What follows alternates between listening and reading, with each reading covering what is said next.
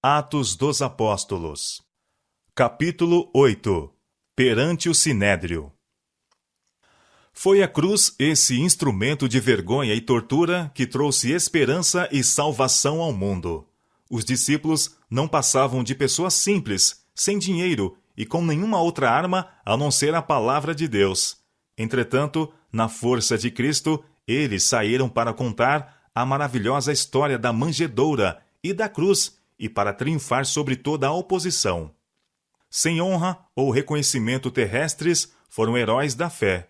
De seus lábios saíam palavras de divina eloquência que abalaram o mundo. Em Jerusalém, onde existia o mais profundo preconceito e onde prevaleciam as mais confusas ideias com respeito àquele que havia sido crucificado como malfeitor, os discípulos continuaram a falar com ousadia as palavras da vida, expondo perante os judeus a obra e a missão de Cristo, sua crucifixão, ressurreição e ascensão. Sacerdotes e príncipes ouviram pasmados o claro, ousado testemunho dos apóstolos. O poder do Salvador ressurgido tinha, sem dúvida alguma, caído sobre os discípulos, e sua obra era acompanhada por sinais e milagres, que aumentavam diariamente o número de crentes. Ao longo das ruas por onde deviam passar os discípulos, o povo trazia seus enfermos para as ruas e os punham em leitos e em camilhas, para que ao menos a sombra de Pedro, quando este passasse, cobrisse alguns deles. Atos capítulo 5, verso 15. Traziam também os que estavam tomados de espíritos imundos. As turbas aglomeravam-se-lhes em torno, e os que eram curados erguiam louvores a Deus, glorificando o nome do Redentor. Os sacerdotes e príncipes viram que Cristo era mais enaltecido do que eles. Ouvindo os saduceus, que não criam na ressurreição, os apóstolos declararem que Cristo ressuscitara dos mortos, ficaram enraivecidos, compreendendo que, se aos apóstolos fosse permitido pregar um Salvador ressuscitado e operar milagres em seu nome, a doutrina de que não haveria ressurreição seria rejeitada por todos e a seita dos saduceus logo se extinguiria. Os fariseus ficaram irados ao perceberem que a tendência do ensino dos discípulos era destruir as cerimônias judaicas e tornar de nenhum valor as ofertas sacrificais. Até ali, todos os esforços feitos para suprimir o novo ensino tinham sido em vão. Mas agora, tanto fariseus como saduceus decidiram que a obra dos discípulos devia ser contida, pois estava demonstrando serem eles os culpados da morte de Jesus. Cheios de indignação, os sacerdotes violentamente lançaram mão de Pedro e João e os encarceraram na prisão comum. Os guias da nação judaica tinham assinaladamente deixado de cumprir o propósito de Deus para seu povo escolhido. Aqueles a quem o Senhor tinha feito depositários da verdade provaram-se infiéis a seu legado, e Deus escolheu outros para fazerem sua obra. E em sua cegueira, esses guias davam agora amplo impulso ao que chamavam justa indignação contra aqueles que estavam pondo de lado suas acariciadas doutrinas. Não podiam sequer admitir a possibilidade de não haverem entendido devidamente a palavra, ou que tivessem interpretado mal, aplicado erradamente as Escrituras. Agiam como homens que houvessem perdido a razão. Que direito têm esses ensinadores, diziam, alguns deles meros pescadores, para apresentar ideias contrárias às doutrinas que temos ensinado ao povo? Estando determinados a suprimir o ensino dessas ideias, aprisionavam os que o estavam apresentando. Os discípulos não se intimidaram nem esmoreceram com tal tratamento. O Espírito Santo lhes trouxe à mente as palavras proferidas por Cristo. Não é o servo maior do que o seu senhor? Se a mim me perseguiram, também vos perseguirão a vós. Se guardaram a minha palavra, também guardarão a vossa. Mas tudo isso vos farão por causa do meu nome, porque não conhecem aquele que me enviou. João capítulo 15, versos 20 e 21. Expulsar-vos-ão das sinagogas. Vem mesmo a hora em que qualquer que vos matar, cuidará fazer um serviço a Deus. Tenho-vos dito isto, a fim de que, quando chegar aquela hora, vos lembreis de que já vô-lo tenho dito. João capítulo 16, verso 2 e 4. O Deus do céu, o poderoso governador do universo, tomou em suas mãos a questão do aprisionamento dos discípulos, pois homens estavam a guerrear contra a sua obra. À noite, o anjo do Senhor abriu as portas da prisão e disse aos discípulos: Ide, apresentai-vos no templo e dizei ao povo todas as palavras desta vida. Atos capítulo 5, verso 20. Essa ordem era diretamente contrária à ordem dada pelos chefes judeus. Porventura disseram os apóstolos: Não podemos fazer isto sem ter consultado os magistrados e recebido deles permissão? Não. Deus dissera: Ide, e eles obedeceram. Entraram de manhã cedo no templo e ensinavam. Atos capítulo 5, verso 21. Quando Pedro e João apareceram entre os crentes e contaram como o anjo os havia guiado diretamente através do grupo de soldados que guardavam a prisão, ordenando-lhes retomar a obra interrompida, os irmãos se encheram de espanto e alegria. Nesse intervalo, o sumo sacerdote e os que com ele estavam convocaram o conselho, e a todos os anciãos dos filhos de Israel. Os sacerdotes e príncipes resolveram atribuir aos discípulos a acusação de insurreição, culpando-os do assassínio de Ananias e Safira e de conspiração para despojarem os sacerdotes de sua autoridade. Esperavam despertar a turba de tal maneira que esta decidisse tomar a questão nas mãos e tratar com os discípulos como haviam feito com Jesus. Eles sabiam que muitos que não haviam aceitado os ensinos de Cristo estavam cansados do arbitrário governo das autoridades judaicas e ansiosos por alguma mudança. Os sacerdotes temiam que, se esses descontentes fossem levados a aceitar as verdades proclamadas pelos apóstolos e a reconhecer Jesus como Messias, a ira de todo o povo se levantaria contra os guias religiosos, fazendo-os responder pelo assassínio de Cristo. Decidiram então tomar medidas drásticas para prevenir isto. Quando mandaram trazer os prisioneiros à sua presença, grande foi o seu espanto ante a resposta de que as portas da prisão foram encontradas seguramente fechadas e a guarda estacionada perante elas, mas não se encontravam os prisioneiros em parte alguma. Logo chegou a estranha notícia: Eis que os homens que encerrastes na prisão estão no templo e ensinam ao povo. Então foi o capitão com os servidores e os trouxe, não com violência, porque temiam ser apedrejados pelo povo. Atos capítulo 5, versos 25 e 26. Embora os apóstolos tivessem sido miraculosamente libertados da prisão, não escaparam ao interrogatório e castigo.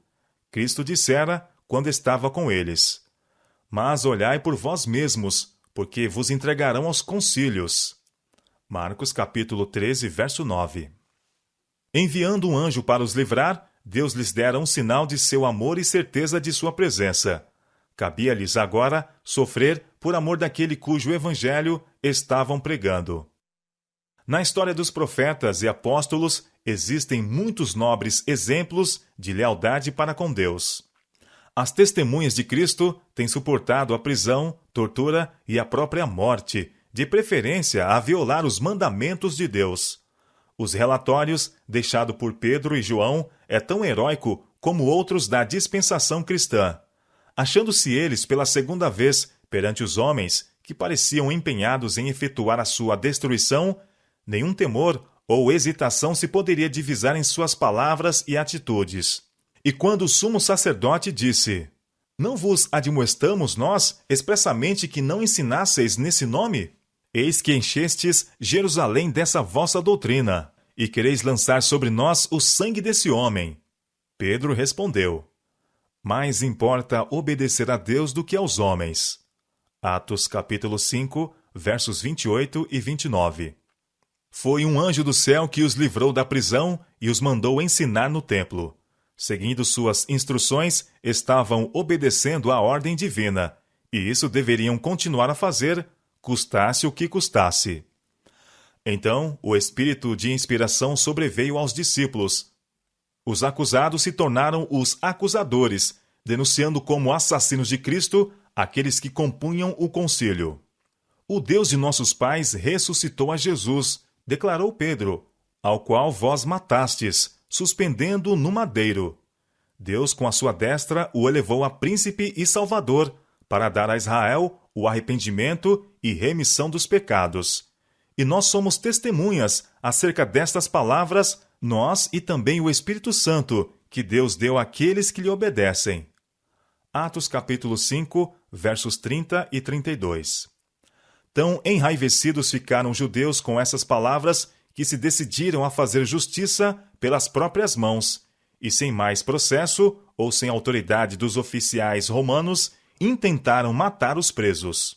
Já culpados do sangue de Cristo, estavam agora ávidos de manchar as mãos com o sangue de seus discípulos. Mas no concílio houve um homem que reconheceu a voz de Deus nas palavras proferidas pelos discípulos. Esse homem foi Gamaliel, fariseu de boa reputação e homem de saber e alta posição. Seu claro intelecto viu que o passo violento que tinham em vista os sacerdotes traria terríveis consequências. Antes de se dirigir aos presentes, pediu que os presos fossem afastados. Bem conhecia os elementos com que tinha de tratar. Sabia que os assassinos de Cristo em nada hesitariam a fim de executar seu propósito. Falou então com grande ponderação e calma, dizendo: Varões israelitas, acautelai-vos a respeito do que haveis de fazer a estes homens, porque antes destes dias levantou-se Teudas, dizendo ser alguém. A este se ajuntou o número de uns 400 homens, o qual foi morto, e todos os que lhe deram ouvidos foram dispersos e reduzidos a nada. Depois deste, levantou-se Judas, o Galileu, nos dias do alistamento, e levou muito povo após si. Mas também este pereceu, e todos os que lhe deram ouvidos foram dispersos.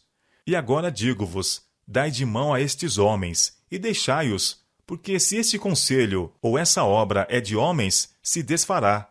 Mas, se é de Deus, não poderei desfazê-la, para que não aconteça serdes também achados combatendo contra Deus.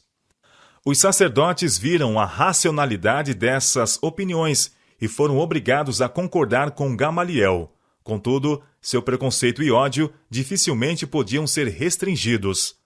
Muito relutantemente, depois de castigar os discípulos e ordenar-lhes de novo, sob pena de morte, a não mais pregarem no nome de Jesus, soltaram-nos.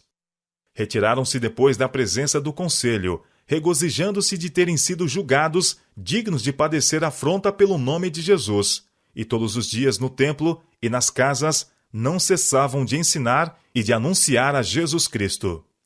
Atos capítulo 5, versos 41 e 42. Pouco tempo antes de sua crucifixão, Cristo tinha garantido a seus discípulos um legado de paz. Deixo-vos a paz, disse ele. A minha paz vos dou, não vou-la dou como o mundo a dá. Não se turbe o vosso coração, nem se atemorize. João capítulo 14, verso 27.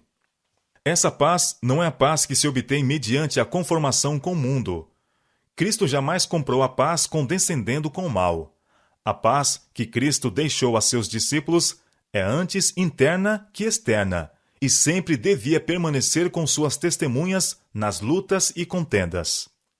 Falando de si, Cristo disse: Não cuideis que vim trazer a paz à terra. Não vim trazer paz, mas espada. Mateus capítulo 10, verso 34. Príncipe da paz, ele era, não obstante, causa de divisão. Aquele que veio proclamar alegres novas e promover a esperança e a alegria no coração dos filhos dos homens, abriu uma controvérsia que arde profundamente e desperta intensa paixão no coração humano. E ele adverte seus seguidores: No mundo tereis aflições. João capítulo 16, verso 33. Lançarão mão de vós e vos perseguirão, entregando-vos às sinagogas e às prisões, e conduzindo-vos à presença de reis e presidentes, por amor do meu nome. E até pelos pais, e irmãos, e parentes, e amigos sereis entregues, e matarão alguns de vós. Lucas capítulo 21, versos 12 e 16. Essa profecia tem sido cumprida de modo notável. Toda indignidade, toda injúria, toda crueldade que Satanás podia instigar o coração humano a imaginar tem recaído sobre os seguidores de Jesus. E isso será de novo cumprido, pois o coração carnal ainda está em inimizade com a lei de Deus e não se sujeitará a seus mandamentos. O mundo não está hoje em maior harmonia com os princípios de Cristo do que esteve nos dias dos apóstolos. O mesmo ódio que motivou o clamor, crucifica-o, crucifica-o, o mesmo ódio que levou à perseguição aos discípulos, ainda atua nos filhos da desobediência.